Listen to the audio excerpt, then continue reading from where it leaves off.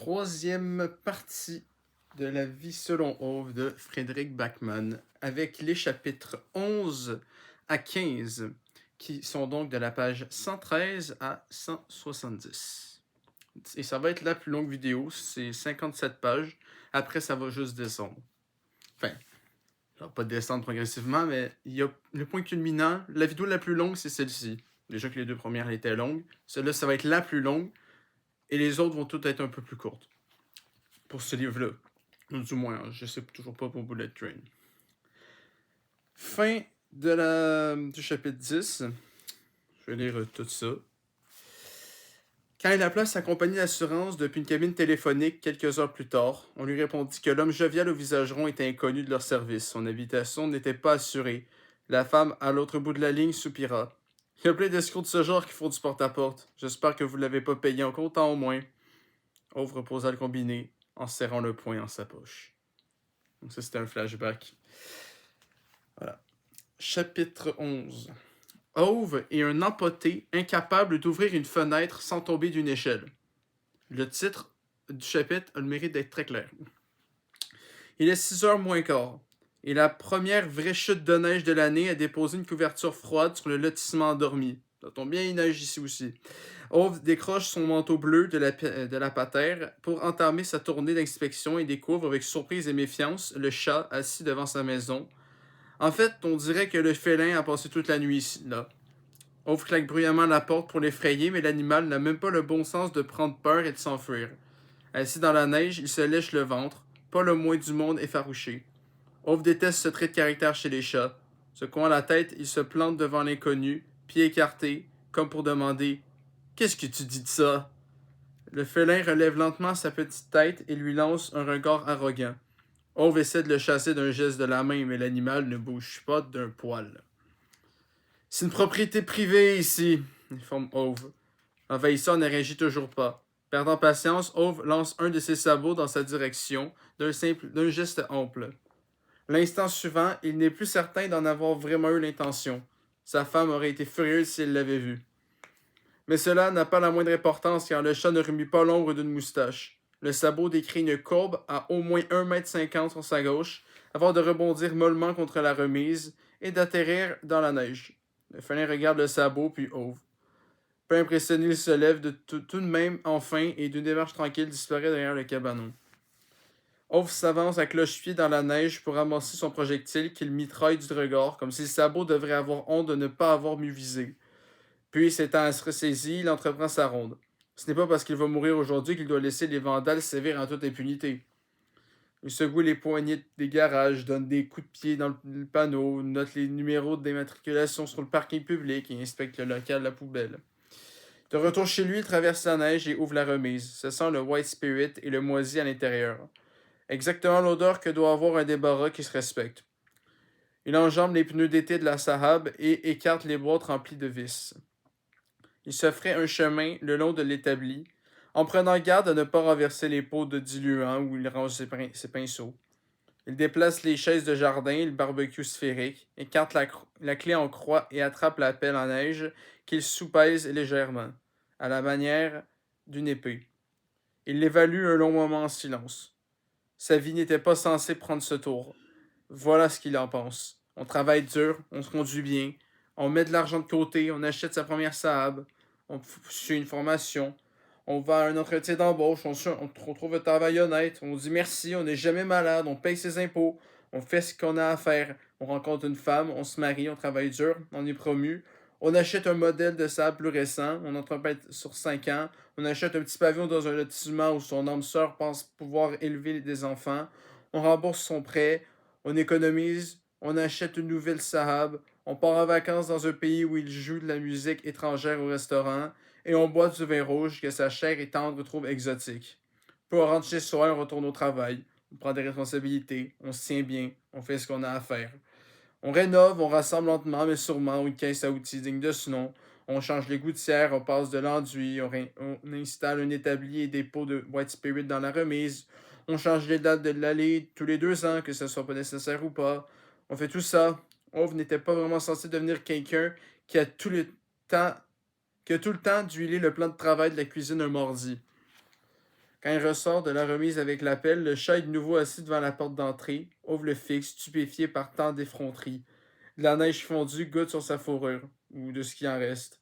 Cet animal a plus d'endroits où le pelage lui fait défaut que de pelage sans défaut. Il a aussi au-dessus d'un œil une longue cicatrice qui s'étend jusqu'au museau. Si les chats ont vraiment 9 vies, ce spécimen doit être au moins à la 7e ou la 8e. Fiche le camp, ordonne Ove. Le félin le jauge, comme s'il occupait le siège du recruteur lors d'un entretien d'embauche. Ove balance l'appel et envoie un petit tas de neige vers le chat qui fait un bond de côté et lui jette un regard indigné. Il recrache de la neige en s'ébrouant puis disparaît une nouvelle fois d'un pas léger derrière la remise. Ove enfonce l'appel dans la neige. Il met 15 minutes à dégager l'allée entre la maison et le cabanon. Il suit les lignes et les angles droits avec beaucoup d'application.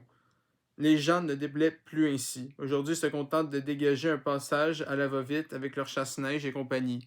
À croire que plus rien ne compte dans la vie que foncer droit devant. Ah! Autant la majorité du temps, les trucs qu'il dit, je les fais effectivement. Autant là, je fais comme lui. Là. Moi, je pèle. J'ai pas de chasse-neige. Chasse-neige. Quand il a fini, il s'appuie sur la pelle plantée dans une congère le long de la rue. Il voit le soleil se lever au-dessus des maisons endormies. Il a passé la plus grande partie de la nuit à réfléchir à une nouvelle façon de mourir. Il a même tracé des diagrammes et des matrices pour comparer les différentes méthodes.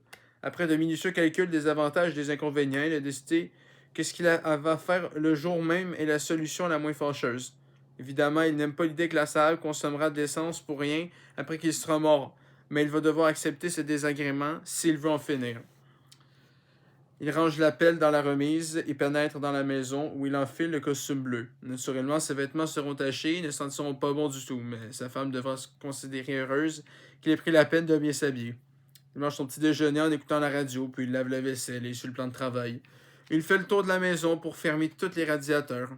Il éteint les lampes, s'assure que la cafetière est bien débranchée.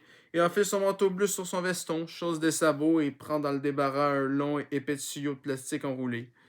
Il verrouille le cabanon et la porte d'entrée avant de secouer chaque poignée 3 fois et s'engage dans la rue entre les maisons.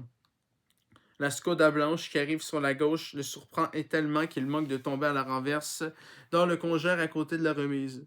Il se précipite derrière le véhicule en brandissant le poing. Toi non plus, tu ne sais pas lire, espèce d'ahuri, hurle-t-il. Le conducteur, un homme mince avec une cigarette à la main, semble l'avoir entendu. Leurs yeux se croisent quand la Skoda tourne devant la remise à vélo. L'homme baisse la vitre en regardant fixement Ove.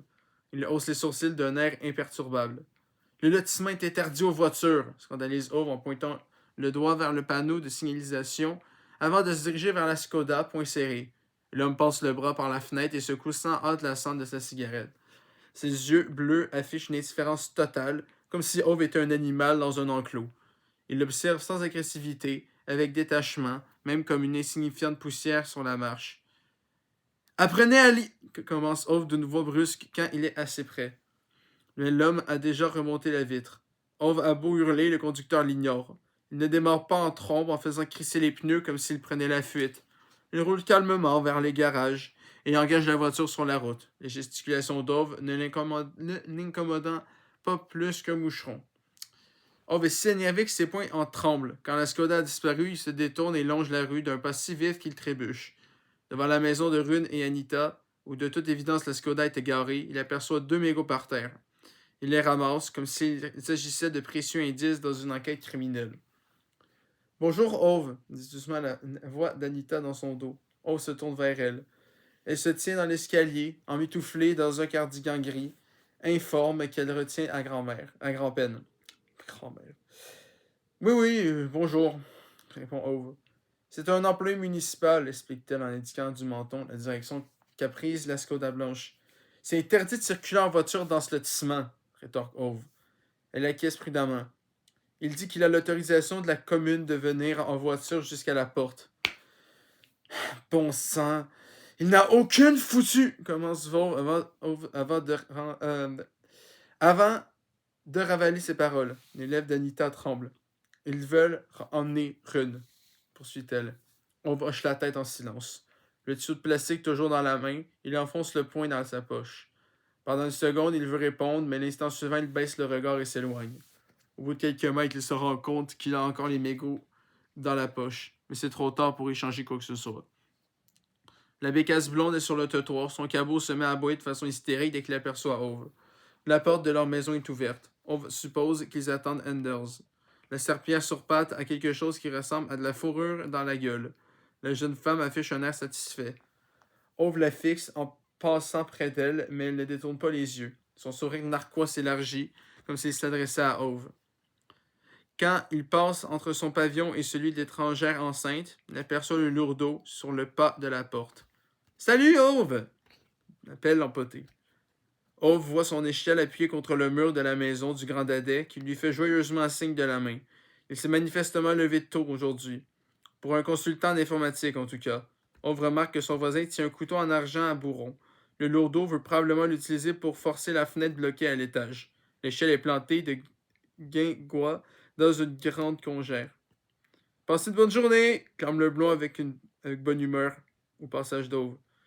Oui, oui, répond Ove sans se retourner. La serpillière aboie furieusement devant la porte d'Enders. Ove note du coin de l'œil que la bécasse blonde ricane toujours en le suivant du regard. Ove n'aime pas ça du tout. Il ne peut pas se l'expliquer, mais ça le dérange profondément. Quand il arrive sur le parking en longeant la remise à vélo, il remarque à son grand déplaisir qu'il guette un signe de la présence du chat, mais il ne l'aperçoit nulle part. Il remonte la porte de son garage et déverrouille la Saab avec la clé. Les mains dans les poches de son pantalon, il reste debout dans la pénombre pendant plus d'une demi-heure. Évalue-t-il ensuite. Il ne sait pas vraiment ce qui l'attend. Il sent juste que cette décision exige un moment de silence solennel avant de passer à l'acte. Il se demande si la carrosserie de la Saab sera très sale. Il suppose que oui. C'est vraiment dommage. Mais il ne peut pas y faire grand-chose. Il donne des coups de pied dans les pneus. Du bon matériel solide. Ils rouleront au moins 3 hivers de plus, estime-t-il, en se fiant à ses seuls coups de pied. C'est qui lui rappelle la lettre dans la poche intérieure de son veston. Il la déplie pour s'assurer qu'il n'a pas oublié de laisser de consigne concernant les pneus d'été. Mais non, tout est là, en dessous de Sahab plus accessoires. La note pneu été dans la remise est suivie d'instructions si claires que même un fini devrait comprendre. Les boulons des roues sont dans le coffre. Ove remet la lettre dans l'enveloppe et l'enveloppe dans la poche intérieure de son veston. Il jette un regard par-dessus l'épaule en direction du parking. Ce n'est pas qu'il se préoccupe soudain de cette sale bête, bien sûr. Il espère juste qu'il ne lui est rien arrivé, sinon sa femme va à coup sûr lui passer un sacré savon. Il ne veut pas se faire engueuler à cause du chat, c'est tout. Au loin, on entend la sirène d'une ambulance qui se rapproche, mais Ove la remarque à peine. Il s'assied au volant, mais le contact et appuie sur la commande de la vitre arrière pour la baisser de 5 cm. Le ressort de la Saab ferme la porte du garage et ajuste avec soin le tuyau en plastique sur la sortie du pot d'échappement. Des volutes se forment lentement à l'autre extrémité, qu'il passe par la fenêtre baissée. Il retourne s'installer à l'avant, ferme la portière, règle le rétroviseur et tourne la molette de l'autoradio dans un sens puis dans l'autre. Il se laisse aller contre le dossier et ferme les yeux, tandis que centimètre cube par centimètre cube, les gaz d'échappement remplissent le garage et ses poumons. Donc ça, si je m'abuse, c'est du peroxyde d'hydrogène, je crois.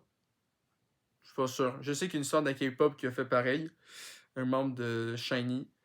Mais voilà, c'est aussi ce qu'il y a sur l'affiche. Hein. On le voit en arrière, il est de dos, puis c'est le long fil qu'il y a dans la main. C'est ce fameux fil, ce fameux pot d'échappement qu'il a l'intention d'utiliser pour aller au ciel. Ce n'était vraiment pas censé finir de cette manière. On bosse, on rembourse son emprunt, on paie ses impôts et on fait ce qu'on a à faire. On se marie, pour le meilleur et pour le pire, jusqu'à ce que la mort nous sépare. C'est bien ce qu'ils s'était convenu, non? Ove s'en souvient parfaitement. Il n'était pas supposé mourir la première. C'était sa mort à lui qui était sous-entendue, bon sang. Elle ne pouvait pas prétendre le contraire. On tambourine à la porte du garage. Ove ignore l'importun. Il lisse les plis de son pantalon, s'observe dans le rétroviseur. Peut-être aurait-il dû mettre une cravate. On a toujours aimé le voir emporter. Il l'admirait comme s'il était l'homme le plus élégant du monde. Il se demande comment elle va l'accueillir. Est-ce qu'elle aura honte qu'il la rejoigne dans la mort vêtue d'un costume dégoûtant, après avoir été licencié? Pensera-t-elle qu'il n'est qu'un idiot incapable de conserver un métier honnête simplement parce qu'il a été supplanté par un ordinateur? Le regardera-t-elle de la même façon qu'avant, comme s'il était quelqu'un pour qui on pouvait compter? Quelqu'un qui sait prendre des responsabilités et réparer une chaudière en cas de besoin? L'aimera-t-elle toujours autant, maintenant qu'il n'est plus qu'un vieux bonhomme inutile? On cogne de nouveau furieusement à la porte du garage. Ove prend un air renfrogné. D'autres coups se font entendre. Ove trouve vraiment que ça commence à bien faire. Ça commence à bien faire! Rugit-il en repoussant brutalement la portière. L'extrémité du tuyau tombe sur le sol de béton. Les gaz d'échappement se dispersent dans toutes les directions. Depuis le temps, l'étrangère aurait dû savoir qu'il est très imprudent de se tenir trop près d'une porte quand Ove est de l'autre côté. Cette fois-ci, elle ne parvient pas à éviter le battant qui l'atteint en plein visage quand Ove l'ouvre d'une brusque secousse, comme s'il essayait d'arracher un clou du mur. Quand il l'aperçoit, Ove s'immobilise net, les mains sur le nez. Sa voisine lui lance le regard caractéristique d'une personne qui vient de recevoir une porte de garage dans la figure. Les gaz se répandent dans le parking et un épais nuage poisseux et nauséabond. Bon sang, mais enfin, faites attention quand on ouvre une porte, balbutie Ove. Qu'est-ce que vous faites? Réplique la femme enceinte d'un ton mordant en observant la sable en marche et le tuyau de plastique par terre qui crache des gaz d'échappement. Rien du tout, répond Ove qui ne souhaite rien d'autre que refermer le garage. De grosses gouttes rouges s'accumulent sous le nez de l'étrangère. Elle porte une main au visage et lui fait signe de l'autre. J'ai besoin qu'on m'amène à l'hôpital, dit-elle, en penchant la tête en arrière. Ove lui lance un regard sceptique. Vous croyez pas que vous exagérez, franchement? Vous saignez juste un peu du nez. Il pousse des jurons qu'Ove suppose être perçants et se pince vigoureusement le nez entre le pouce et l'index. Elle secoue la tête avec impatience en projetant des gouttes de sang sur sa veste. Pas pour mon nez! Ove reste perplexe. Il met les mains dans ses poches. Ah, bien sûr, je vois. Il pousse un long soupir. Patrick est tombé de l'échelle. Elle penche la tête en arrière, obligeant Ove à converser avec son menton. Qui est Patrick? Interroge Ove. Mon mari, répond le menton. Le lourdeau? Demande Ove. Lui-même. Vous dites qu'il est tombé de l'échelle? Répète Ove. Oui, en essayant d'ouvrir la fenêtre.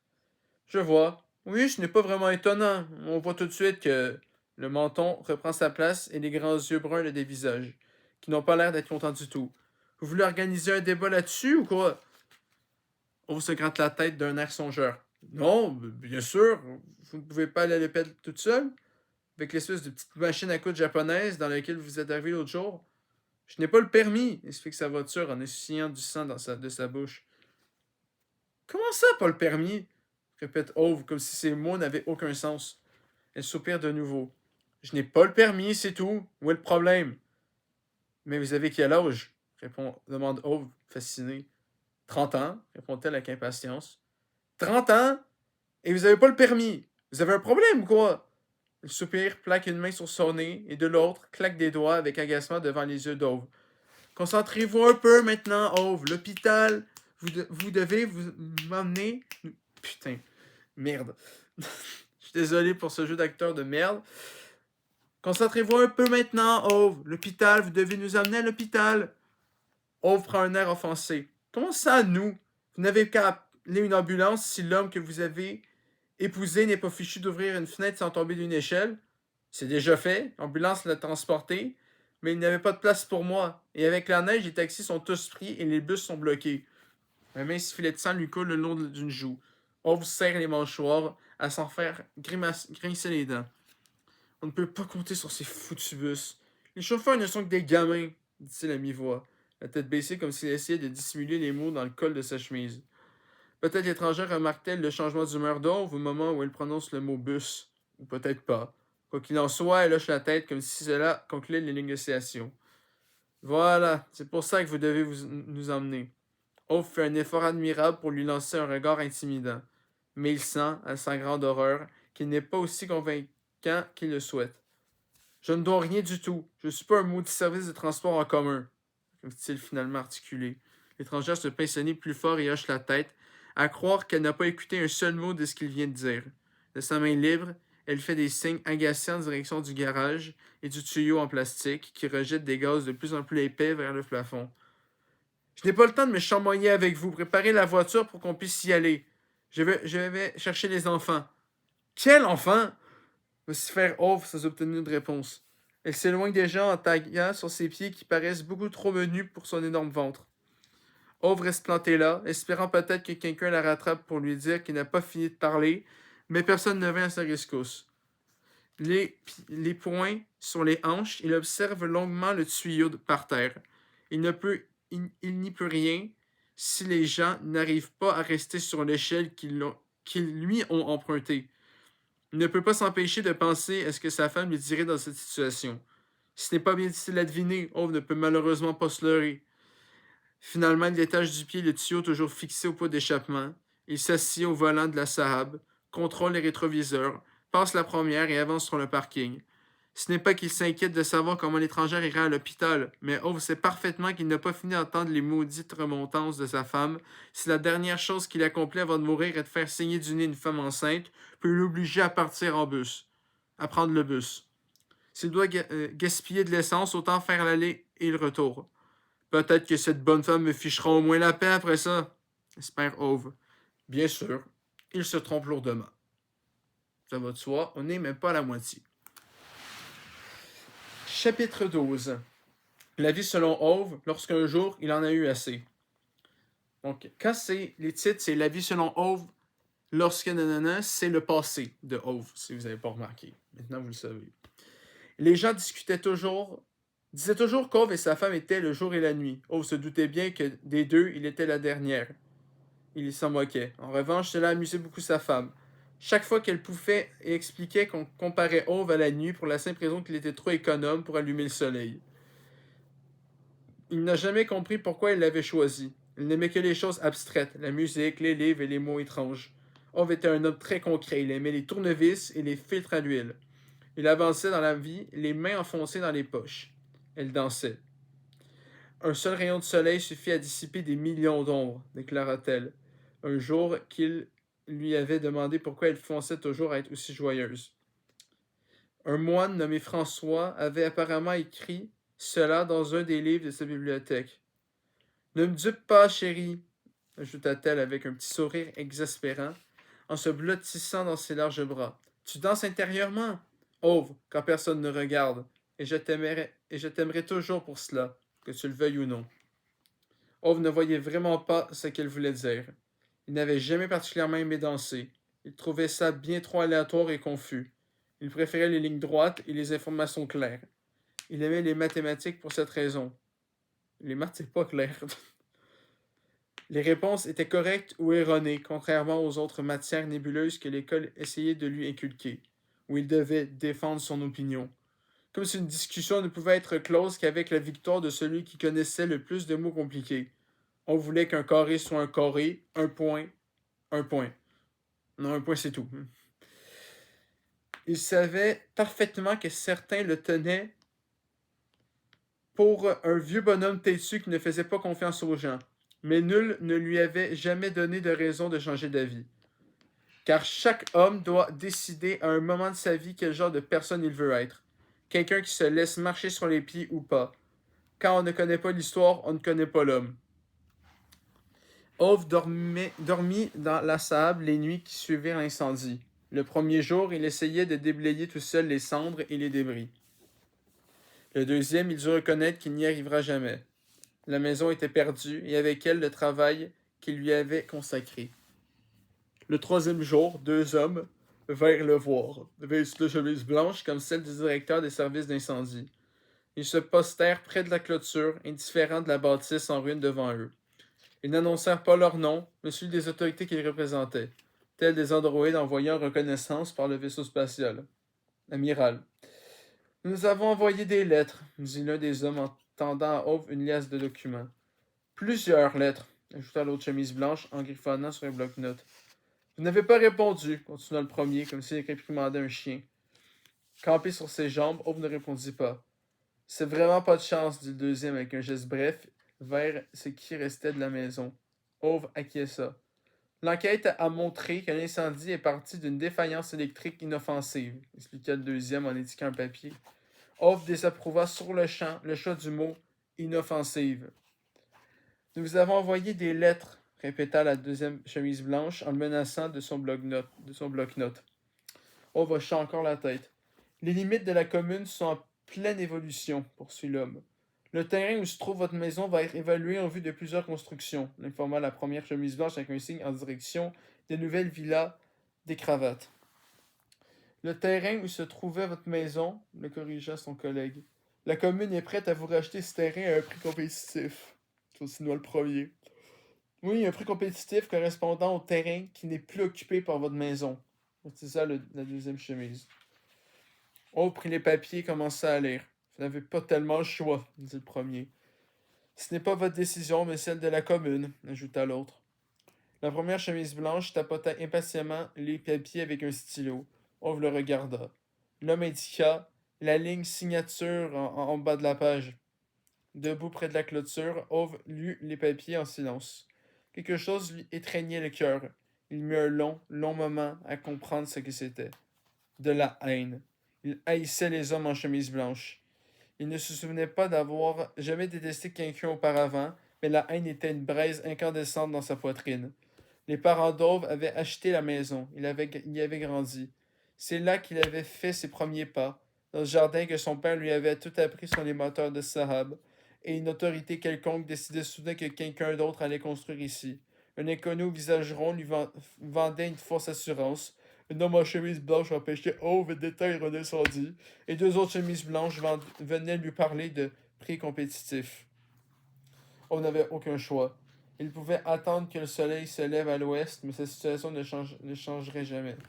Il signa les papiers en serrant très fort le poing dans sa poche. Il quitta sans un regard en arrière le terrain où s'était dressée la maison de ses parents.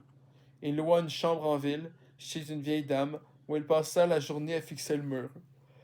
Le soir qu'il allait travailler, il nettoya ses wagons. Au matin, au lieu de rejoindre leur vestiaire habituel, lui et les autres agents de maintenance reçurent l'ordre de se rendre au bureau principal pour recevoir de nouveaux vêtements de travail. Ove croisa Tom dans le couloir. C'est la première fois qu'il se voyait depuis l'affaire du vol dans le wagon. Un homme plus raisonnable que Tom aurait évité son regard et prétendu que l'incident n'avait jamais eu lieu. Mais Tom n'était pas un homme raisonnable. Mais dis donc, c'est notre petit voleur! Lança-t-il avec un sourire provoquant. Ove ne répondit pas. Il voulut poursuivre son chemin, mais l'un des jeunes ouvriers dont Tom s'entourait lui donna un coup de coude. Ove leva la tête. Le jeune homme ricana. Attention à vos porte-monnaies, le voleur est dans le coin! Cria Tom d'une voix qui résonna dans le couloir. Ove serra plus fort les habits sous le bras et ferma son poing dans sa poche. Il entra dans un vestiaire vide, ôta ses vieux vêtements de travail sales et posa la vieille montre cabossée de son père sur le banc. Quand il se tourna, Tom se tenait dans l'embrasure de la porte. On est au courant pour l'incendie, dit-il. Ove comprit que Tom espérait une réaction. Il décida de ne pas donner satisfaction à l'homme costaud et à la barbe noire. Ton papa aurait été fier de toi. Même lui n'était pas assez minable pour réussir à brûler sa propre maison, lança Tom quand Ove entra dans la douche. Ove entendit son escorte rire en chœur. Il ferma les yeux, appuya ce front contre le mur et resta plus de 20 minutes immobile sous les jets d'eau chaude. Ce fut la douche la plus longue de toute sa vie. Quand il retourna dans le vestiaire, la montre de son père avait disparu. Ove fouilla les vêtements sur le banc, regarda partout sur le sol, inspecta tous les casiers. Chaque homme doit décider à un moment de sa vie quel genre de personne il veut être. Quelqu'un qui se laisse marcher sur les pieds ou pas. C'était peut-être des accusations de Tom à propos de l'argent. C'était peut-être l'incendie, c'était peut-être le faux agent d'assurance ou les chemises blanches. Peut-être en avait-il simplement assez. C'est comme si à chaque fois on avait enlevé un fusible dans sa tête. Les yeux d'Ove s'assombrirent. Il sortit de la pièce, nu, l'eau dégoulina sur ses muscles contractés. Il longea le couloir jusqu'au vestiaire des chefs d'équipe, ouvrit la porte d'un coup de pied et s'avança entre les occupants stupéfaits. Tom tailla sa longue barbe devant un miroir de l'autre extrémité de la pièce. Ove l'empoigna par l'épaule et cria à en faire tomber les parois de tôle ondulées. Rends-moi ma montre! Tom baissa vers lui un regard suffisant, le dominant de sa silhouette noire comme une ombre. Je l'ai pas, ta fichue. Rends-la-moi! Hurla Ove d'une voix si puissante que les hommes autour d'eux jugèrent plus sages de rester près de leurs casiers respectifs. Un instant plus tard, Tom se vit arracher sa veste avec une telle force qu'il n'essaya même pas de protester. Il resta planté là, sans un mot, avec l'attitude d'un enfant qu'on réprimande, tandis qu'Ove extirpait sa montre de la poche intérieure de la veste. Puis vint la douleur. Une seule fois, cela suffit. Tom s'affaissa comme un sac de farine mouillée. Ove était sorti avant que le corps lourd ne touche le sol. Tous les hommes sont confrontés à un moment où ils décident quel genre de personne ils veulent être. Et on ne connaît pas l'homme. Et quand on ne connaît pas l'homme, on ne connaît pas l'histoire. Quand on ne connaît pas l'histoire, on ne connaît pas l'homme. Tom dut être hospitalisé. L'honorable fond lui demanda ce qui s'était passé, mais il se bornait à détourner les yeux et à répondre qu'il avait glissé. Tout aussi étonnant, les hommes qui se trouvaient dans le vestiaire en même temps ne se souvenaient plus de rien. Ce fut la dernière fois qu'Ove vit Tom, et la dernière fois qu'il se laisserait rouler. Il garda le poste d'agent de maintenance, mais quitta le chantier. Il n'avait plus de maison à bâtir, et il avait de toute façon tellement appris sur la construction que les ouvriers en casque de sécurité n'avaient plus rien à lui enseigner. Ils lui offrirent une caisse à outils en guise de cadeau d'adieu. Cette fois, elle était emplie d'outils neufs. Pour le monde, essaie de construire quelque chose qui tient debout, disait le papier. Ove n'en avait pas l'usage immédiat, alors qu'il se contenta de déambuler plusieurs jours avec ses outils d'un air désœuvré. Finalement, sa longeuse eut pitié de lui et chercha des objets à lui faire réparer dans la maison. Les journées furent plus calmes pour nous, furent alors plus calmes pour tous les deux. Quelques mois plus tard, il passait le test d'aptitude au service militaire, où il obtint la note maximale à chaque épreuve physique. Le recruteur aimait bien ce jeune homme silencieux et aussi fort qu'un bœuf, et l'exhorta à envisager sérieusement une carrière militaire. Ove trouvait que ça sonnait bien. Les militaires portaient l'uniforme et suivaient les consignes. Chacun savait ce qu'il avait à faire. Tout le monde avait une fonction, ordre et discipline. Ove en conclut qu'il ferait un bon soldat. Il descendit l'escalier menant à l'examen médical obligatoire, se sentant le cœur léger pour la première fois depuis des années. Un but, une voix. Sa gaieté ne durait que 10 minutes. Le recruteur avait affirmé que l'examen médical n'était qu'une simple formalité, mais quand il appuyait son stéthoscope sur la poitrine d'Ove, le médecin entendit un bruit anormal. Il envoya Ove consulter un confrère en ville. Une semaine plus tard, Ove apprit qu'il avait une malformation cardiaque congénitale rare. Il fut exempté du service militaire. Ove appela pour protester. Il écrivit des lettres. Il alla voir 3 autres médecins dans l'espoir que les premiers se soient trompés.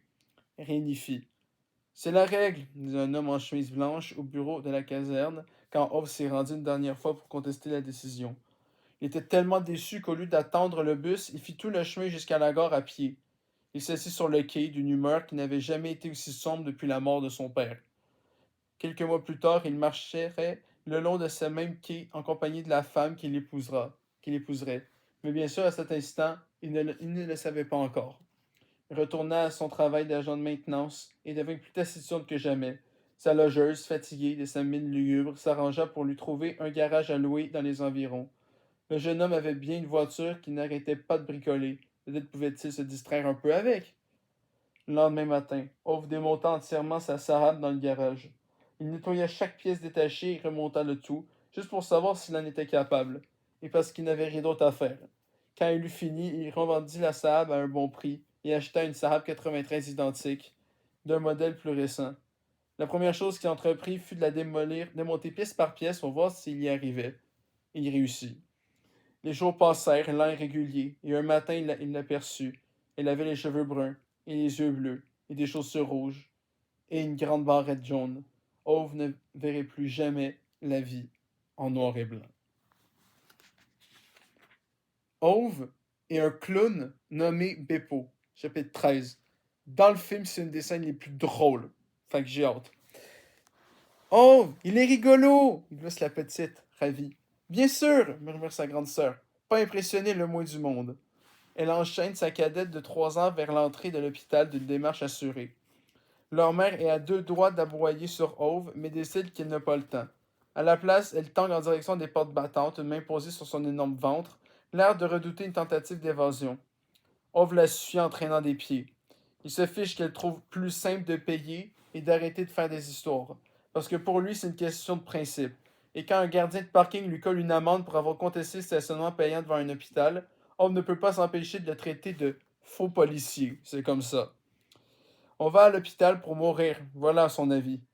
L'État reçoit déjà assez d'argent pendant qu'on est en vie, mais quand il exige en plus qu'on paye le parking lorsqu'on meurt, ça commence à bien faire. Voilà ce qu'Ove a expliqué à l'employé. À ce moment, le surveillant s'est mis à agiter son carnet de contravention et Parvanet est intervenu en proposant de payer, comme si c'était ça le problème. Les femmes ne comprennent rien aux questions de principe. Quelques pas devant lui, la fillette de 7 ans se plaint que ses vêtements empêchent le gaz d'échappement. Faire le trajet de toute vitre baissée n'a pas suffi à dissiper l'odeur. L'étrangère a demandé à ce qu'Ove faisait dans le garage, mais il a répondu par des bruits évoquant une baignoire qu'on déplace sur du carrelage. Bien sûr, la petite de 3 ans était aussi excitée de rouler fenêtre ouverte par des températures négatives que si elle venait de se lancer dans l'aventure de sa vie, tandis que sa grande sœur, nettement plus sceptique, avait remonté son écharpe jusqu'aux yeux.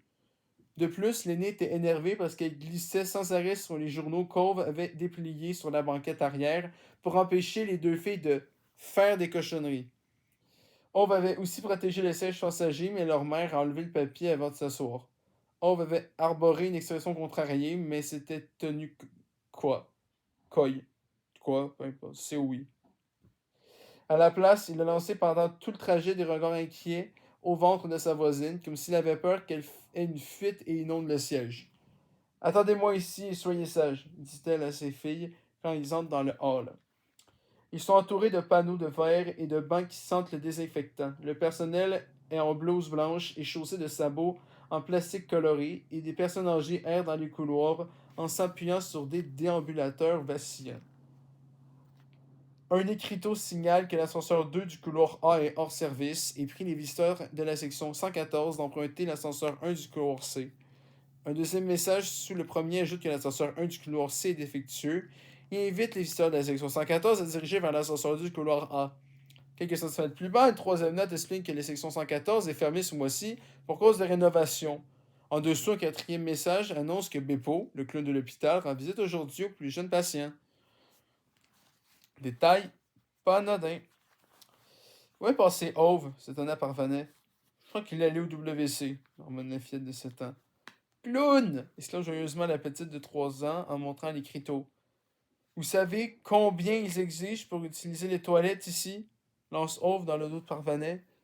Il fait volte-face et le regarde avec une expression tendue. Ah, vous voilà, vous avez besoin de monnaie? Ove prend un air froissé. Pourquoi j'aurais-je besoin de monnaie? Pour les toilettes? Je n'ai pas besoin d'aller aux toilettes. Mais vous venez de dire, commence-t-elle avant de secouer la tête. Non, rien, oublié. Vous avez payé pour quelle durée de stationnement? Demande-t-elle à la place. 10 minutes. Elle gémit. Mais vous vous doutez bien que ça va prendre beaucoup plus longtemps. Dans ce cas, j'irai remettre de l'argent pour 10 minutes supplémentaires, répond Ove d'un ton parfaitement naturel.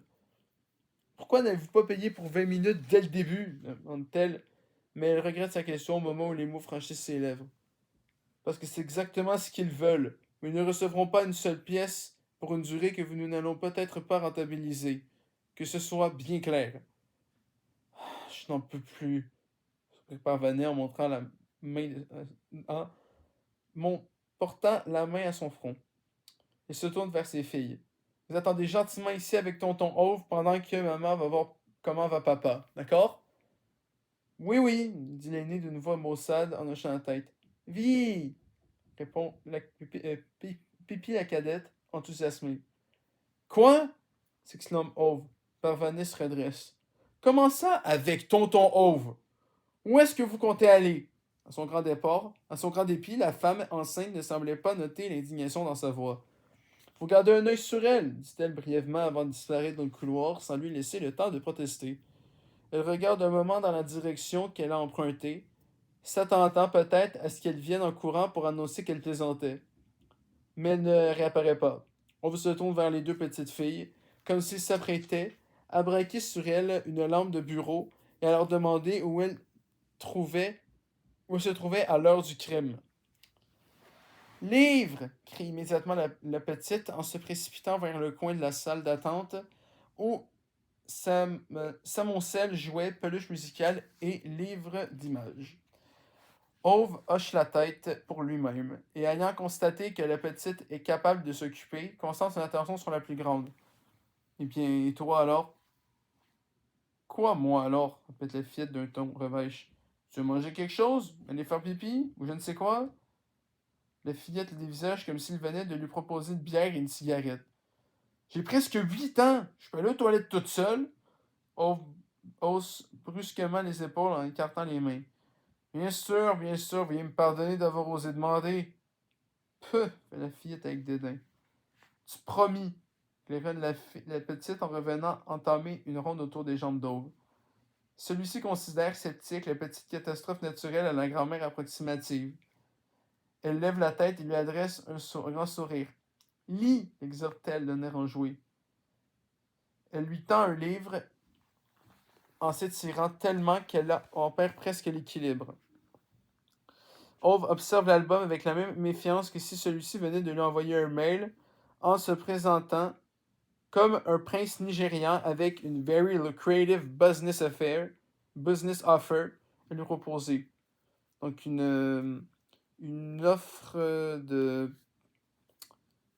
une offre de business très lucrative à lui proposer, à la condition qu'Ove lui envoie vite son numéro de compte en banque pour régler une bricole.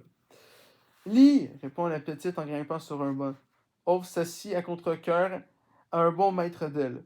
La petite pousse un soupir impatient, disparaît un instant et ressurgit sous le bras d'Ove, en appuyant les mains sur son genou, et le nez sur les illustrations colorées.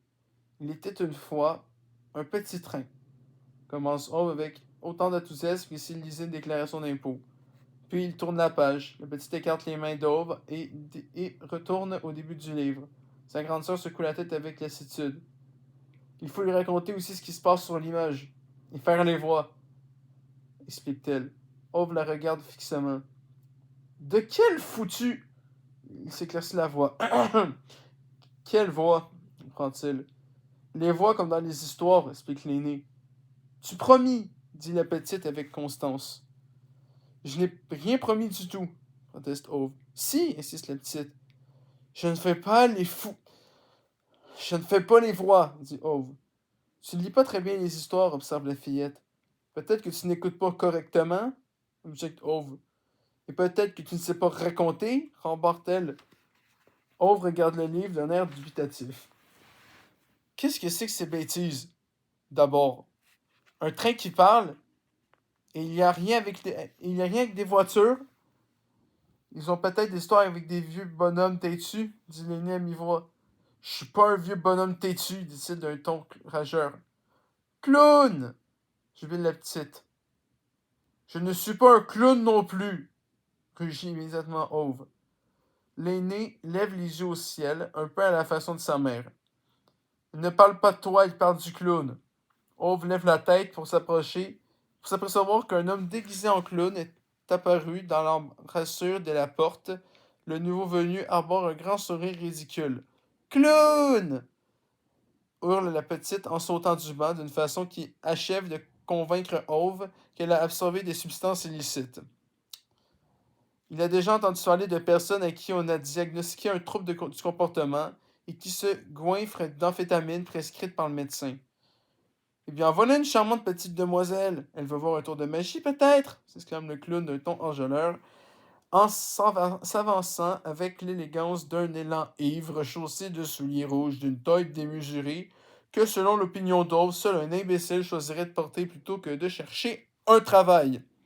Le clown se tourne vers Ove, la mine réjouie. Est-ce que le monsieur aurait une pièce de 5 couronnes par hasard? Non, le monsieur n'a pas de pièce de 5 couronnes par hasard, répond Ove. Le clown affiche un air étonné. Cette expression n'est pas du tout saillante chez un clown. Mais enfin, c'est un tour de magie. Vous avez mis une pièce de bonnet sur vous, murmure le clown d'une voix normale, qui ne va pas du tout avec le personnage, et révèle que derrière l'idiot de clown se cache un idiot d'environ 25 ans tout à fait normal. Ove lui lance un regard qui ferait presque reculer le clown. Mais, allez, je suis le clown de l'hôpital. C'est pour amuser les enfants. Je vous le rendrai. Donnez-lui une pièce à la fin, ordonne l'aîné. Clown! Clame la cadette. Ove regarde la petite, puis fronce le nez. D'accord, marmonne-t-il en prenant une pièce dans son porte-monnaie. Mais vous me la rendez, et vite. J'en ai besoin pour payer le parking. Le clown hoche la tête avec enthousiasme et s'empare de la pièce. Quand Parvanet revint dans la salle d'attente 10 minutes plus tard, elle s'immobilise sur le seuil, étonnée, et inspecte la pièce du regard. Vous cherchez vos filles demande une infirmière d'un ton cassant. Oui, répond Parvanet, confuse. Là, fait l'infirmière d'un ton quelque peu désapprobateur, en désignant un banc de l'autre côté des portes en verre face au parking. Ov y est assis, bras croisés, et arbore une expression furieuse. D'un côté, la fillette de 7 ans regarde le ciel avec un air d'ennui profond, et de l'autre, la petite de 3 ans se réjouit autant que si on lui avait annoncé qu'elle aurait de la glace au petit déjeuner pendant un mois. Le trio est cadré par 2 spécimens particulièrement imposants d'agents de sécurité au visage fermé. Ce sont vos filles demande l'un d'eux. Il a la mine de quelqu'un qui a été privé de glace. Oui, elles ont fait quelque chose s'enquiert Parvanet d'un ton inquiet. Non, elles n'ont rien fait, répond l'autre vigile avec un regard accusateur à Ove. Moi non plus, marmonne Sidonie d'un ton acerbe.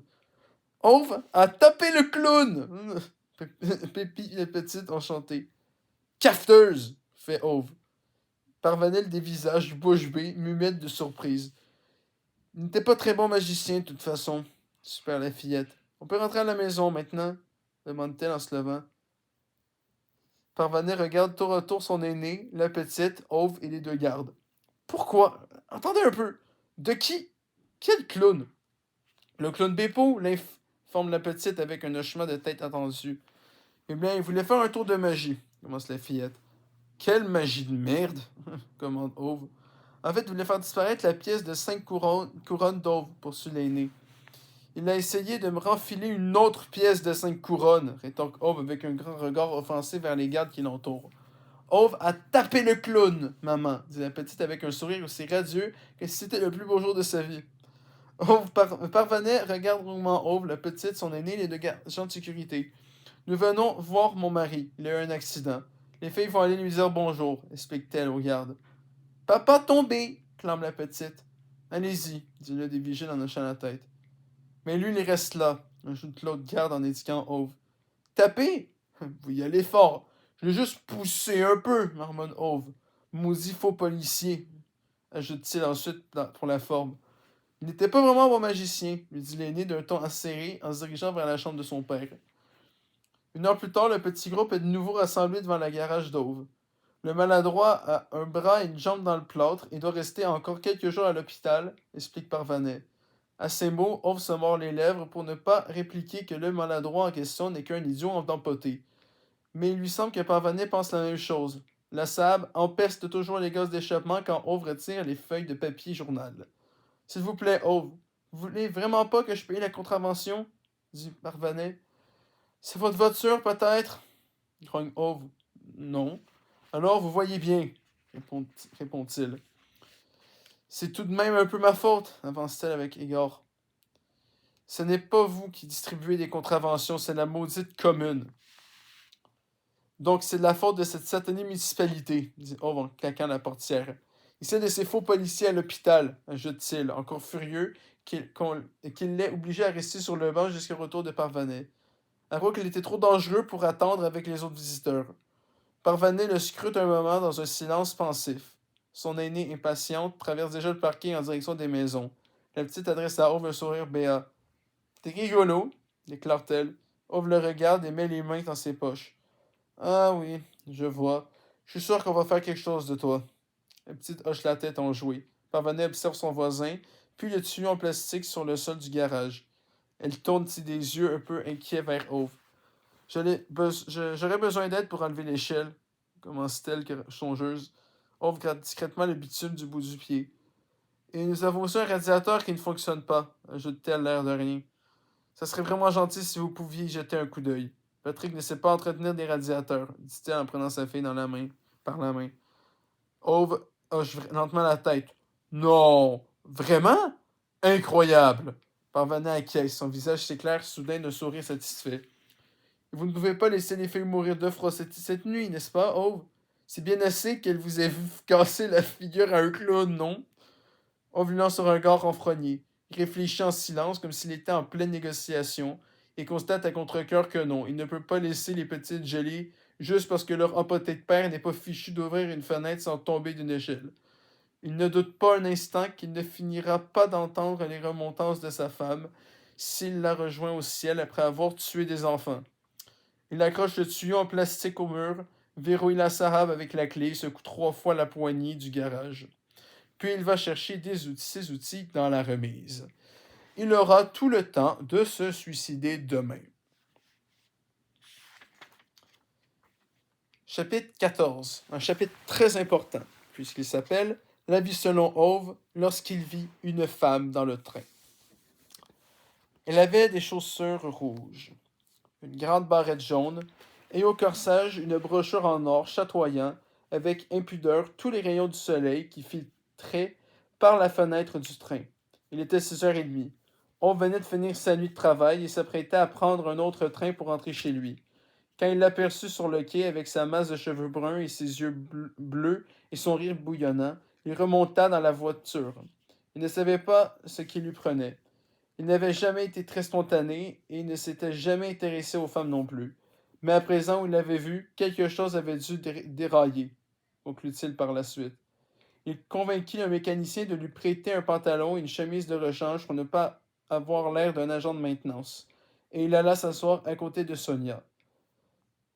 C'est écrit Sonja, hein, mais dans les pays scandinaves, le J se prononce comme un Ya, donc c'est Sonia. Ce fut la meilleure décision qu'il prit de toute sa vie. Il ne savait pas comment l'aborder, mais n'eut pas à s'inquiéter longtemps. À peine s'était-il assis que se tourna vers lui, avec un sourire chaleureux, le salua, ce à quoi il put répondre un simple bonjour sans paraître bizarre. Quand il l'aperçut, qu'il regardait la pile de livres sur ses genoux, elle les tint bien en vue, enthousiasmée, pour qu'il puisse lire les titres. Homme ne comprit que la moitié des mots. Vous aimez lire lui demande-t-elle, exaltée. Ove secoua la tête, incertain, mais elle ne sembla pas découragée. Moi, j'adore! Elle entreprit de lui détailler le contenu de ses livres et Ove se rendit compte qu'il voulait passer le reste de sa vie à l'écouter décrire ce qu'elle aimait. Il n'avait jamais rien entendu d'aussi fantastique que sa voix. Elle parlait comme si elle allait glousser à tout moment. Son rire pétillait comme des bulles de champagne. Il ne savait pas quoi dire pour ne pas sembler trop ignorant, mais ce franc-là se révéla bien moins important qu'il ne l'aurait cru. Elle aimait parler et Ove aimait se taire. Il supposa par la suite que c'était la raison pour laquelle les gens les décrivaient comme complémentaires. Plusieurs années plus tard, elle lui révéla qu'elle l'avait trouvé exagérément étrange quand il s'était assis à côté d'elle dans le train, bourru et brut dans toute sa splendeur, mais il avait des épaules larges et des bras musculeux qui tendaient sa chemise, et un regard doux. Il l'écoutait quand elle parlait et il aimait le faire sourire. De plus, le trajet quotidien de l'école était si monotone que toute forme de compagnie était une agréable distraction. Elle suivait une formation d'enseignante. Elle prenait chaque jour un train puis un second après quelques dizaines de kilomètres et ensuite un bus. Cela faisait en tout 1 heure et demie dans la mauvaise direction pour Ove. Ce n'est que quand ils longèrent le quai côte à côte jusqu'à son arrêt de bus qu'elle lui demanda ce qu'il faisait là. Quand Ove se rendit compte qu'il n'était qu'à une quinzaine de kilomètres de la garnison où il aurait été engagé sans son problème cardiaque, les mots jaillirent malgré lui de sa bouche. J'ai fait mon service militaire là-bas, dit-il avec un geste vague. Il hocha la tête d'un air réjoui. Nous nous verrons peut-être au retour. Dans ce cas, je rentre chez moi vers 5 heures. Ove ne sut que répondre. Il savait naturellement qu'on ne quittait pas la garnison à 5 heures, mais elle semblait l'ignorer. Il se contenta de hausser les épaules et elle monta dans le bus qui s'éloigna. La situation d'Ove était sans conteste inconfortable de toutes les façons. Mais que pouvait-il y changer? Tournant des talons, il trouva un panneau indiquant la direction du centre de la petite ville universitaire où il avait atterri. À plus de 2 heures de chez lui, il se mit en route. 45 minutes plus tard, il trouva le seul tailleur de la ville avec qui il demanda d'un air assuré combien de temps durait le repassage d'un pantalon et une chemise. 10 minutes si vous attendez sur place, répondit-on. Dans ce cas, je reviendrai vers 4 heures, dit Ove avant de sortir. Il retourna à pied jusqu'à la gare et s'étendit sur un banc dans le hall pour dormir. À 3h15, il reprit chemin de la boutique du tailleur qui repassa la chemise et le pantalon, tandis qu'Ove attendait en caleçon dans le cabinet de toilette du personnel. Il retourna ensuite attendre Sonia à la gare et l'accompagna pendant le trajet d'1 heure et demie jusqu'à la station près de chez elle. Puis il reprit le train dans l'autre direction pour rentrer chez lui, à une bonne demi-heure de là. Il attendit le lendemain, le surlendemain. Le jour suivant, le guichetier à la gare signifia à Ove qu'il ne pouvait pas dormir là comme un vagabond. Ove comprenait, mais il expliqua qu'il s'agissait d'une femme. Le guichetier hocha la tête et l'autorisa ensuite à se reposer dans la consigne à bagages. Même les guichetiers pouvaient tomber amoureux. Ove procéda de même chaque jour pendant 3 mois, jusqu'à ce que, fatiguée, qu'il ne l'ait jamais invitée à dîner, elle prit l'initiative. Je t'attendrai ici demain, soir à 8 heures. Je veux que tu mettes un veston et que tu m'emmènes au restaurant, annonce-t-elle, péremptoire en descendant du train un vendredi soir. Et Ove obéit. Personne n'avait jamais demandé à Ove comment il vivait avant leur rencontre. Mais si on lui avait posé la question, il aurait répondu qu'il ne vivait pas. Le samedi soir, il enfila le vieux veston brun de son père qui le serrait un peu aux épaules. Puis il se prépara 2 saucisses et 7 pommes de terre dans la kitchenette de sa petite chambre, et fit le tour de la maison pour resserrer quelques vis à la demande de sa logeuse. Tu as un rendez-vous? S'écria cette dernière quand il descendit l'escalier. C'était la première fois qu'elle le voyait en veston. Il acquiesça, l'air maussade. Oui, souffla-t-il d'une façon qui ne permettait pas de déterminer si c'était un mot ou un soupir. La vieille dame approuva de la tête en réprimant un petit sourire. Ça doit être quelqu'un de drôlement spécial pour que tu t'habilles aussi bien, commenta-t-elle. Ove expira de nouveau et hocha brièvement la tête. Quand il atteignit la porte, la logeuse cria soudain avec enthousiasme depuis la cuisine. Les fleurs, Ove! Ove passa la tête par l'ouverture et le regarda sans comprendre. Il aime sûrement les fleurs, expliqua-t-elle d'un ton pressant. Ove s'éclaircit la gorge et ferma la porte d'entrée. Il attendit un quart d'heure à la gare dans son veston brun trop étroit et ses chaussures cirées. Les gens qui arrivaient en retard ne lui inspiraient que méfiance, à l'instar de son père qui marmonnait toujours. Si on ne peut pas compter sur les gens pour une question de temps, on ne peut pas compter sur eux non plus pour les choses plus sérieuses. Quand ses collègues arrivaient sans hâte 3 ou 4 minutes en retard, après avoir pointé, comme si cela n'avait aucune importance. À croire que le travail allait les attendre tous les matins. Ove passa chacune des 15 minutes d'attente dans un état de légère irritation. Puis son irritation se mua en inquiétude, et il finit par se convaincre que Sonia s'était bien moquée de lui. Il ne s'était jamais senti aussi bête de toute sa vie. Elle n'avait naturellement aucune intention de dîner avec lui. Que s'était-il imaginé? Cette prise de conscience fut suivie d'un sentiment de honte qui le submergea avec la brutalité d'une coulée de lave. Il fut saisi de l'envie de jeter le bouquet dans la poubelle la plus proche et de tourner les talons. Après coup, il ne put s'expliquer pourquoi il était resté. Peut-être parce qu'un rendez-vous était un rendez-vous, ou peut-être parce qu'une autre raison, un peu plus difficile à définir. Bien sûr, il ne le savait pas encore, mais il allait passer tant de quarts d'heure de sa vie à l'attendre que son père n'en aurait pas cru ses yeux. Quand elle apparut enfin dans une longue jupe à fleurs et un cardigan si rouge qu'Auve se balança d'un pied sur l'autre, il décida de passer l'éponge sur son manque de ponctualité. La fleuriste lui avait demandé ce qu'il désirait. Ove avait rétorqué que c'était une drôle de question. C'était elle qui vendait des plantes et lui qui était entré dans la boutique pour en acheter, pas l'inverse. La commerçante l'avait fixé d'un air confus, mais avait ensuite demandé si la destinataire des fleurs avait une couleur préférée. Rose, a répondu Ove avec l'assurance, même s'il n'en savait rien. Il est maintenant devant la gare, vêtu d'un gilet rouge qui faisait pâlir les couleurs alentour. Elle passait, le bouquet contre sa poitrine radieuse.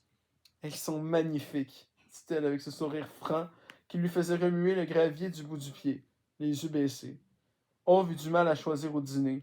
Il n'avait jamais compris l'intérêt d'aller dépenser une fortune au restaurant quand on pouvait manger chez soi. Il ne connaissait pas grand-chose aux tables bien mises et à la cuisine extravagante. Et il était parfaitement conscient de ses piètres talents en matière de conversation. Au moins, il a vu la présence d'esprit de manger avant de venir. Il serait ainsi certain d'avoir assez d'argent pour la laisser commander ce qu'elle voulait.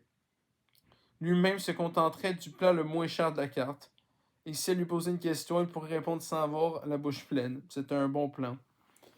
Quand il commanda, le serveur afficha un sourire obséquieux. Ove savait parfaitement ce que le garçon et les clients du restaurant s'étaient dit en les voyant entrer. Elle était trop bien pour lui, voilà ce qu'il pensait. Ove se sentait très bête, surtout parce qu'il partageait entièrement leur avis. Elle parla avec ferveur de ses études, des livres qu'elle avait lus, des films qu'elle avait vus. Quand elle regardait Ove, il avait pour la première fois le sentiment d'être le seul homme sur Terre. Et Ove n'était pas assez malhonnête pour ignorer sciemment le sens du mot juste. Il ne pouvait pas lui mentir plus longtemps. Il rassemblait son courage, s'éclaircit la voix, et sans détour, il lui racontait toute la vérité. Il ne faisait pas son service militaire. Il n'était en réalité qu'un simple agent de maintenance avec un problème cardiaque qui avait menti pour l'unique raison qu'il aimait terriblement l'accompagner pendant ses trajets en train. Il supposa que ce rendez-vous serait le dernier et déclara qu'un imposteur n'était pas digne de partager un dîner avec elle. Son monologue inachevé, il posa sa serviette sur la table et sortit son porte-monnaie. Désolé, murmura-t-il, honteux, en donnant des petits coups de pied contre sa chaise avant d'ajouter, d'une voix presque inaudible, je voulais seulement savoir quel effet ça faisait d'être celui que tu regardes dans les yeux. Quand il se leva, il posa la main sur la sienne. C'est la première fois que j'entends prononcer autant de moi, que je t'entends prononcer autant de moi à la suite, dit-elle avec un sourire. Il murmura que c'était peut-être le cas, mais que ça ne changeait rien à l'affaire. Il était tout de même un menteur. Néanmoins, quand elle lui demanda de s'asseoir, il se laissa retomber sur sa chaise pour lui plaire. Elle se mit à rire. Finalement, il lui dit qu'elle avait vite deviné qu'il ne faisait pas son service militaire, étant donné qu'il ne portait jamais d'uniforme. En plus, tout le monde sait que les recrues ne peuvent pas rentrer chez elles à 5 heures de l'après-midi. On n'avait pas exactement la subtilité d'un espion russe, ajouta-t-elle. Mais elle s'était dit qu'il avait ses raisons. Et elle aimait sa raison d'écouter. Elle aimait le faire rire. Tout cela, dit-elle, lui avait amplement suffi. Elle lui demanda alors ce qu'il voulait vraiment faire dans la vie, s'il avait un rêve. Il répondit sans réfléchir qu'il voulait construire des maisons, les dessiner, calculer la meilleure façon de les faire tenir debout. Elle ne rit pas, comme il le craignait. Elle se mit en colère. Mais pourquoi tu ne le fais pas? Bien sûr, Ove n'avait pas de réponse valable à cette question.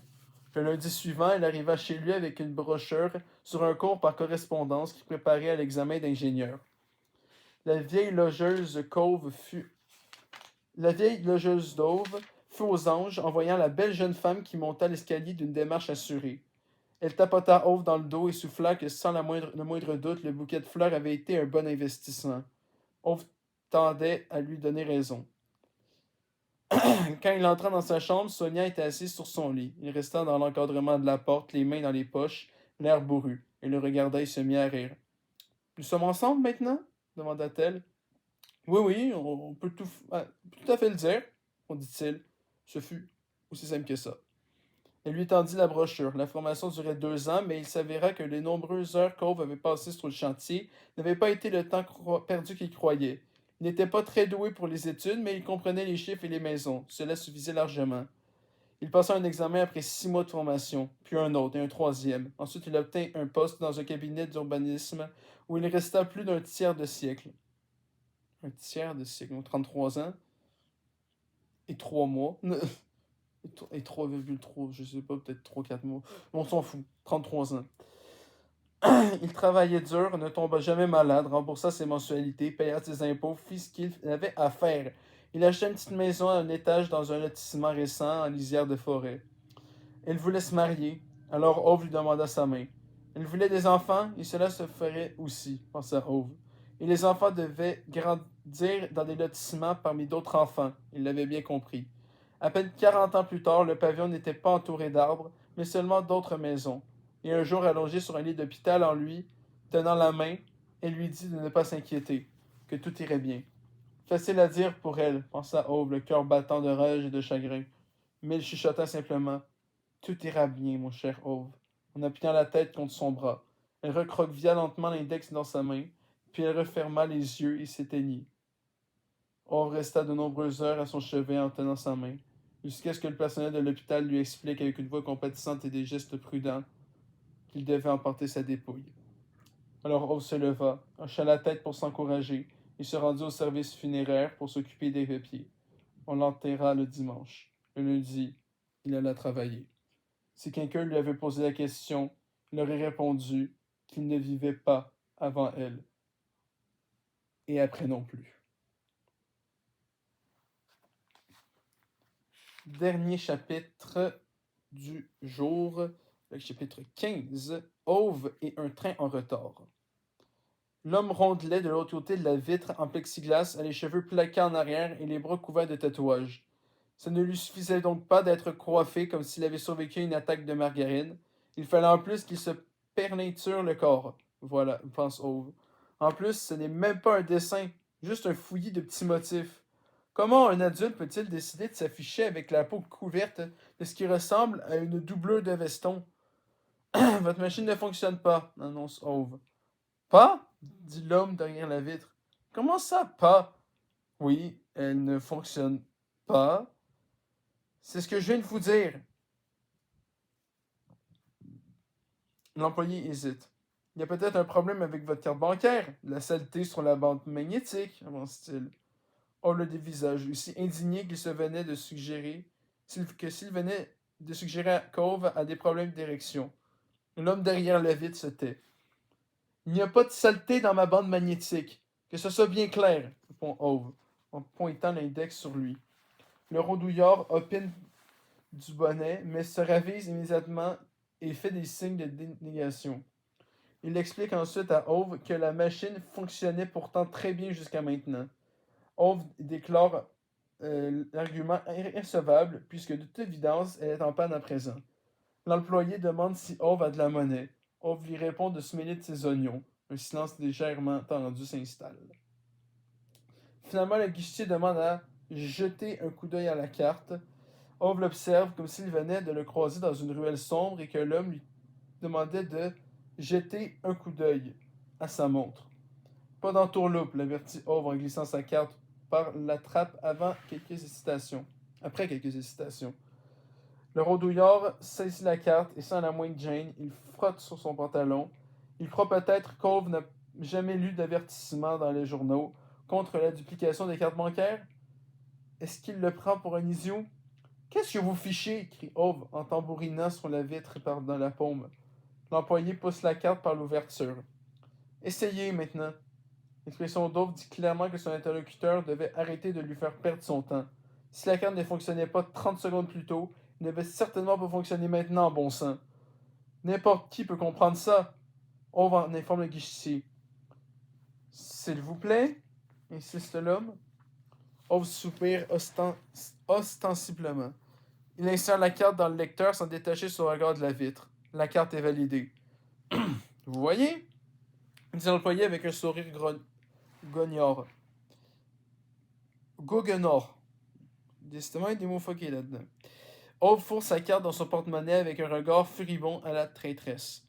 Passez une bonne journée, lance sérieusement l'homme dans son dos. Ça reste à voir, grommelle Ove. Ces 20 dernières années, les gens avaient passé leur temps à répéter à Ove qu'il devait prendre une carte de débit, une carte de crédit. Pourtant, l'argent liquide lui suffisait amplement, de même qu'il avait suffi à l'humanité tout entière pendant des millénaires. De plus, Ove ne fait pas confiance aux banques et à leur système électronique. Sa femme avait tout de même insisté pour prendre une de ses cartes, alors qu'Ove l'exhortait à abandonner l'idée. Après sa mort, la banque en envoya une nouvelle, donnant ainsi accès à son compte, au nom d'Ove. À présent, après 6 mois d'achat de fleurs pour la tombe, le compte ne contient plus que 136 couronnes et 54 or. Or, ça doit être les cents, mais en Suède. Ove sait parfaitement que l'argent va simplement disparaître dans la poche d'un quelconque directeur de banque s'il meurt avant d'avoir tout écoulé. Mais maintenant qu'Ove veut utiliser cette maudite carte en plastique, elle ne fonctionne pas naturellement. Ou bien elle entraîne tout un tas de frais supplémentaires dans les magasins. Preuve qu'Ove avait raison depuis le début. C'est qu'il a bien l'intention de raconter à sa femme quand il la verra. Elle peut y compter. Parce que maintenant, ça suffit vraiment. Cette fois, il va mourir. Il est sorti de chez lui ce matin, avant même que les premiers rayons de soleil ne commencent à se montrer, sans même parler à ses voisins. Ayant scrupuleusement étudié les horaires de train dans le couloir, il a éteint les lampes, fermé les radiateurs, verrouillé sa porte, après avoir posé l'enveloppe avec toutes les instructions sur le paillasson de l'entrée. Il présumait que quelqu'un la trouverait quand on viendrait s'occuper de la maison. Il a déblayé la neige devant chez lui, puis rangé la pelle dans la remise. dont il avait verrouillé la porte. S'il avait été un peu plus attentif, on aurait peut-être remarqué le gros trou en forme de chat dans la grande congère juste à côté. Mais il avait des choses plus importantes à faire et il ne s'était aperçu de rien. Aguerri, bien malgré lui par l'expérience, il n'a pas pris la Sahab, mais est allé à pied jusqu'à la gare. Cette fois, ni l'étrangère enceinte, ni la bécasse blonde, ni la femme de rune, ni une corde de qualité douteuse ne pourraient gâcher sa matinée.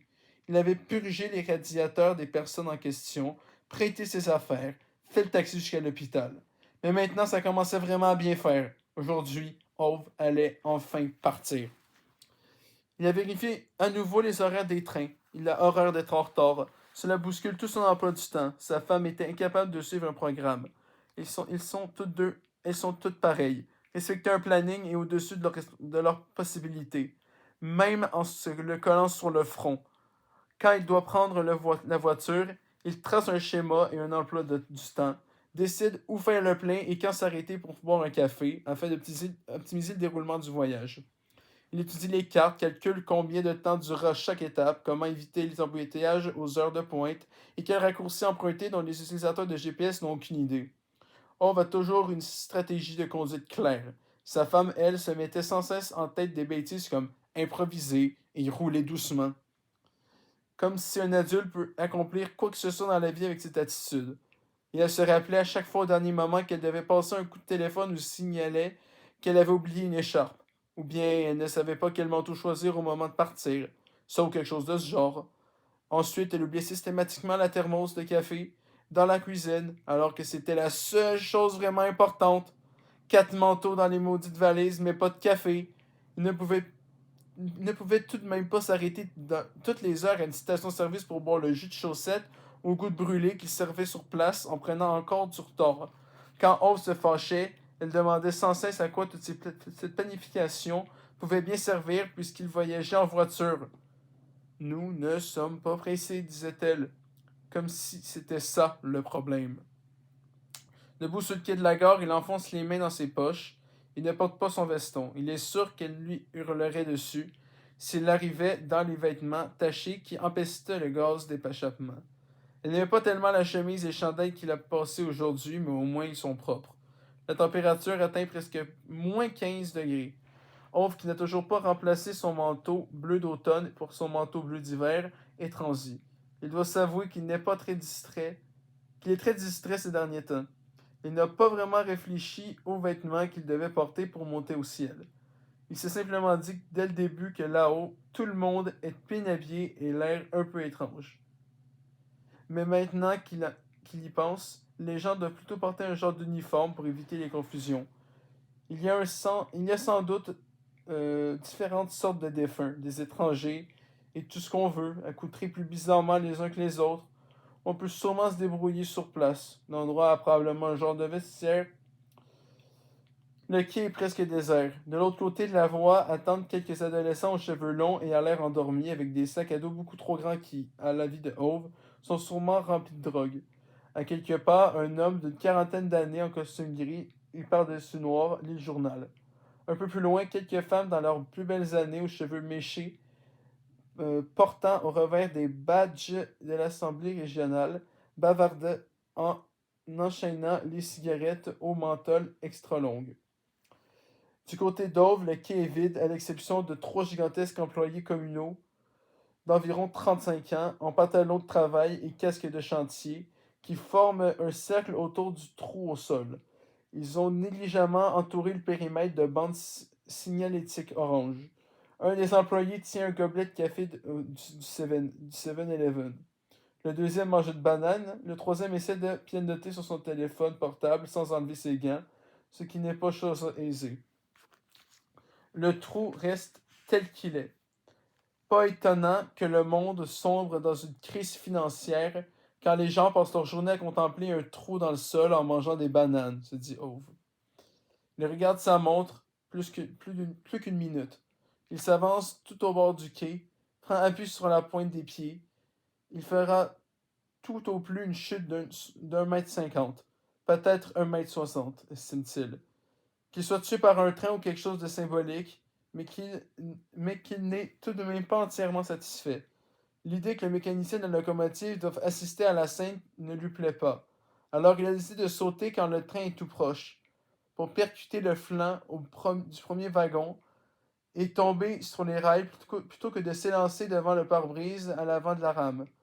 Il regarde du côté par où doit arriver le train et commence à compter longtemps, lentement, putain, dans sa tête.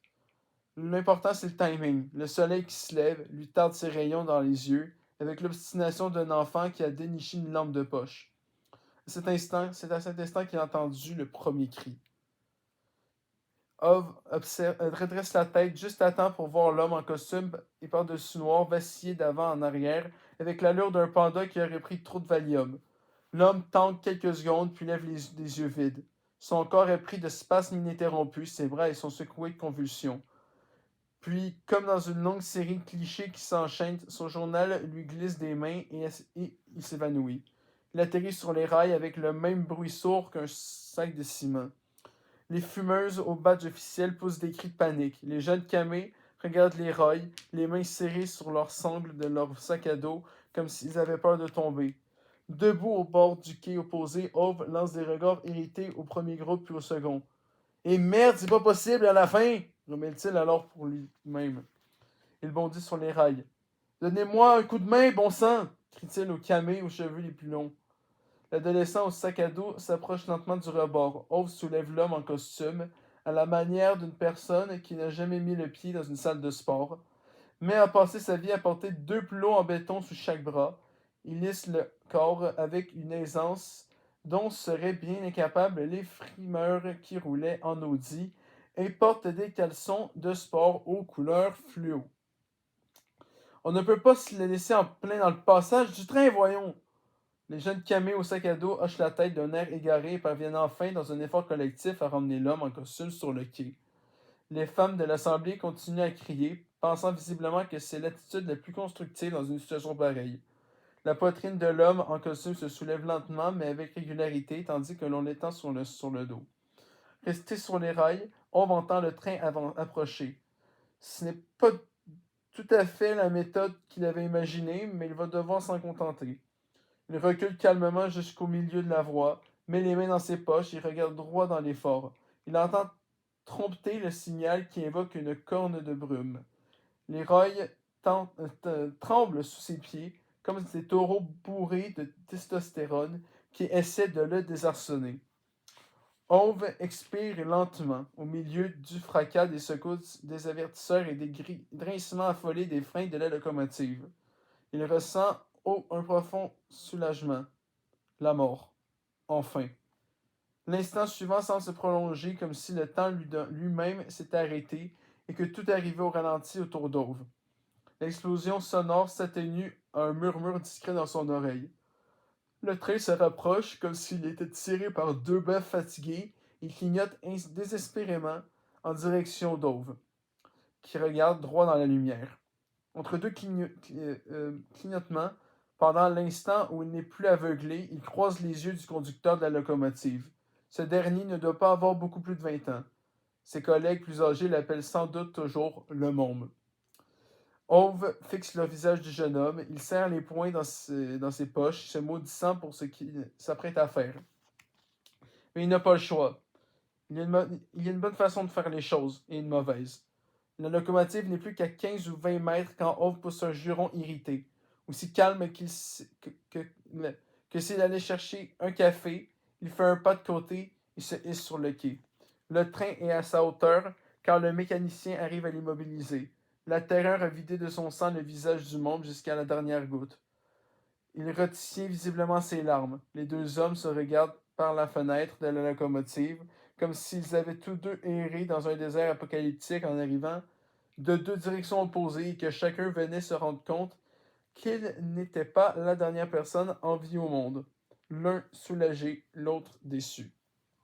Le jeune cheminot incline prudemment la tête. Ove lui renvoie un salut résigné. Qu'Ove ne veuille plus vivre est une chose, mais il est certainement pas du genre à détruire un homme en croisant son regard quelques secondes avant de se transformer en une bouillie sanglante sur son pare-brise. Ni son père, ni Sonia ne lui ne lui aurait pardonné. Ça va? Appelle un de tes employés communaux derrière Ove. Vous êtes remonté au dernier moment, crie un des deux autres casques de chantier. Il le fixe un peu à la même manière qu'il fixerait le trou dans le sol de ce regard vide qui semble être leur principal champ de compétence. Ove les observe tous aussi fixement. Vraiment au dernier moment, incite le troisième homme. Il a toujours sa banane dans la main. Ça aurait pu mal finir, poursuit le premier casque avec un petit sourire. Très mal, renchérit le deuxième. Vous auriez pu mourir, explique le troisième. Mais vous êtes un héros, proclame le premier. Vous l'avez sauvé la vie, fait le deuxième avec un hochement de tête enthousiaste.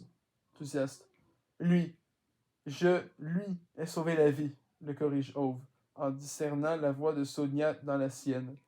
Sans vous, il serait mort, constate le troisième en mordant sa banane d'un air insouciant. Le train est immobile sur les rails, tous ses voyants de secours au rouge, soufflant et grinçant tel un homme ventru qui vient de foncer dans un mur. Il déverse sur le quai une foule de spécimens déroutés de ce qu'Ove suppose être des consultants en informatique et autres individus louches. Il met les mains dans ses poches. À l'évidence, les trains vont tous être sacrément en retard maintenant, dit-il en observant très contrarié le chaos qui l'entoure. Oui, dit le premier casque de chantier. Il y a des chances, continue le deuxième. Très, très, très en retard, renchérit le troisième. Ove émet un bruit évoquant un tiroir surchargé coincé dans des glissières rouillées. Il s'éloigne à grands pas sans prononcer un mot. Où est-ce que vous allez? Vous êtes un héros maintenant, crie le premier casque. Oui, pour le deuxième. Un héros, répète le troisième. On ne répond pas. Il passe devant le guichetier de l'autre côté de sa vitre en plexiglas et entame le chemin du retour dans la rue enneigée. Tout autour, la ville se réveille lentement avec ses voitures étrangères et ses ordinateurs et ses emprunts et toutes ses cochonneries.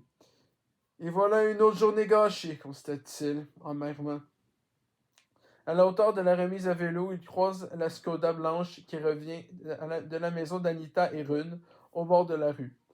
Une femme arborant des lunettes et un air résolu est assise au côté passager, les bras encombrés de classeurs et de papier.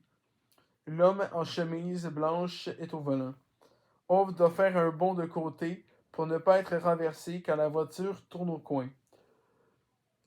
Derrière le vitre, l'homme en chemise blanche lève une cigarette allumée en direction d'Ove avec un sourire supérieur, comme si c'était Ove qui était en faute en se trouvant là et qu'il faisait preuve de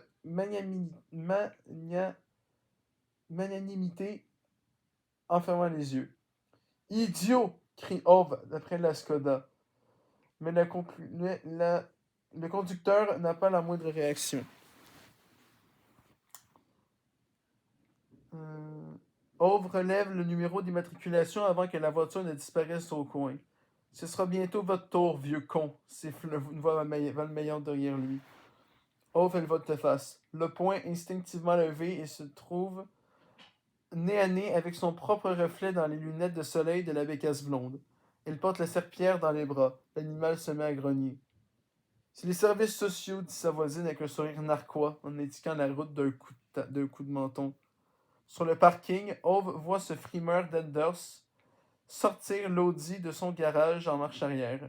Le véhicule est équipé de ces nouveaux phares à LED remarque Ove, pour que, même dans le noir, personne ne puisse ignorer l'approche d'une voiture construite par un complice à l'eau.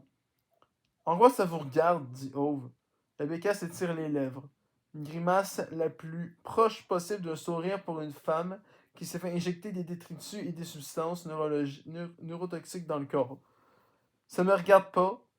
Ça me regarde parce que cette fois, c'est le vieux con du bout de la rue qu'ils vont placer en maison de retraite. Et la prochaine, ce sera vous. Elle crache sur le sol devant lui et rejoint l'Audi. Ove la suit du regard, la poitrine se soulevant lourdement sous son manteau. Quand Lodi tourne, elle dresse le majeur de son intention, à son intention derrière la vitre. Ove est submergé par l'envie de le poursuivre et de réduire en pièces le monstre de tôle allemand. Frimeur, Bécasse, Clébard et Fort à l'aide compris. Mais il se sent soudain aussi essoufflé que s'il venait réellement de piquer un sprint dans la neige. Il se penche en avant, les mains sur les genoux, et remarque avec fureur qu'il pantelle. Son cœur cogne contre son sternum comme une personne piégée dans un ascenseur en panne. Il se redresse au bout de quelques minutes. Son champ visuel est légèrement troublé du côté droit. L'audi a disparu. Ove se détourne et marche lentement vers sa maison, une main sur la poitrine. Devant chez lui, il s'arrête à côté de la remise. Il regarde fixement le trou en forme de chat dans la congère. Un chat est, un chat est étendu au fond. On s'en serait douté.